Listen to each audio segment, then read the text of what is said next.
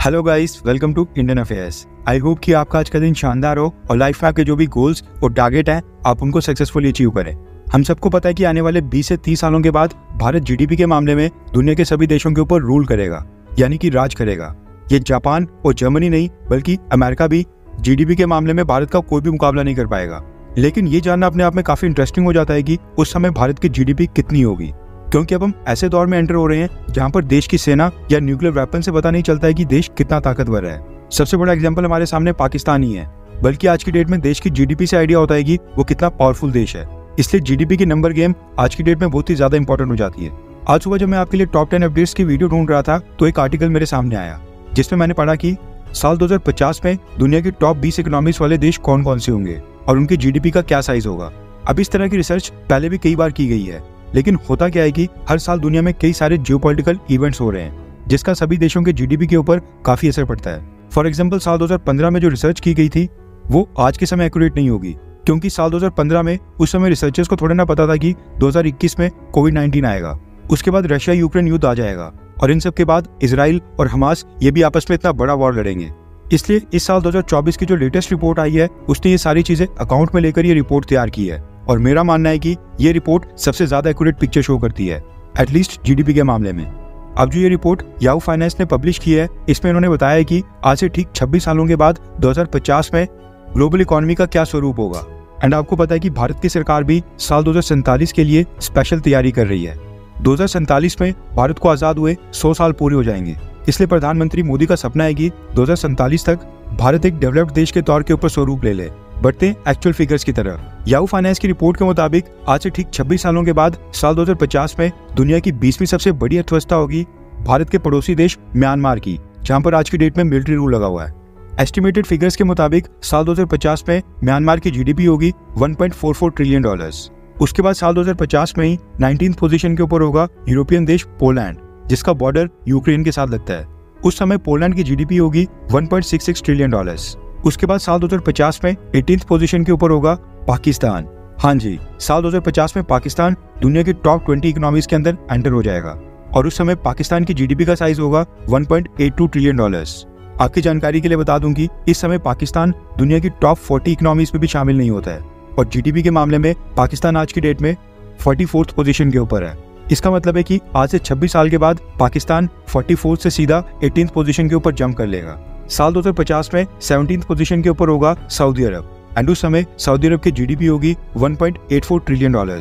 यानी साल 2050 में पाकिस्तान और सऊदी अरब ये दोनों ही देश जीडीपी के मामले में ऑलमोस्ट एक बराबर होंगे। रिपोर्ट के मुताबिक साल 2050 में 16th पोजीशन के ऊपर होगा यूरोपियन यूनियन का एक और देश स्पेन, और स्पेन की जीडीपी उस समय होगी $1.84 ट्रिलियन। उसके बाद 2050 में 15th पोजीशन के ऊपर होगा हमारा एक और क्वाड एलाई ऑस्ट्रेलिया।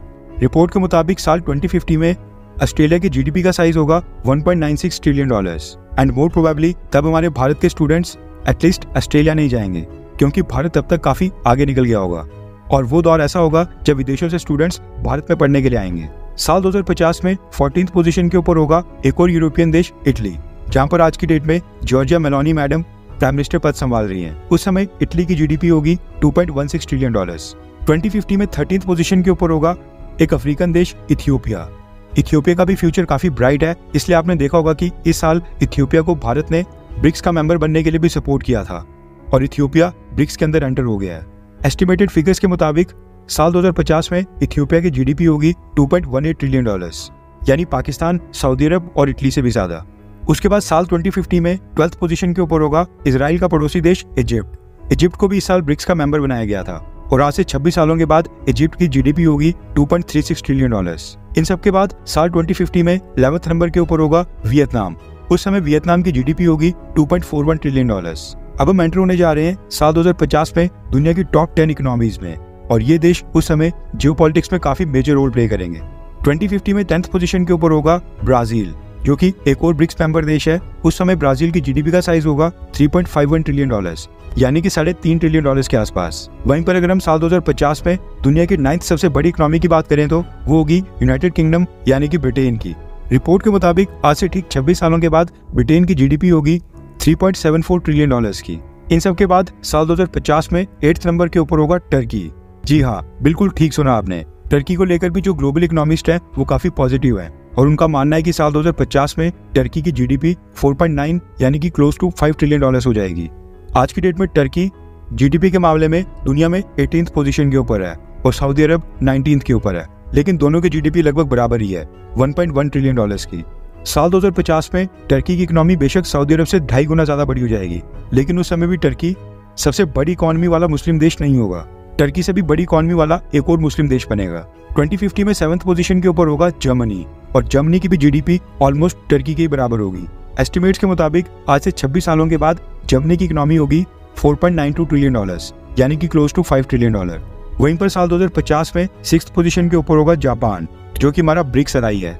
आज की डेट में जापान दुनिया की तीसरी सबसे बड़ी अर्थव्यवस्था है, लेकिन 26 सालों के बाद 2050 में जापान 6th पोजीशन के ऊपर आ जाएगा और उस समय जापान की इकोनॉमी का साइज होगा $5.2 ट्रिलियन।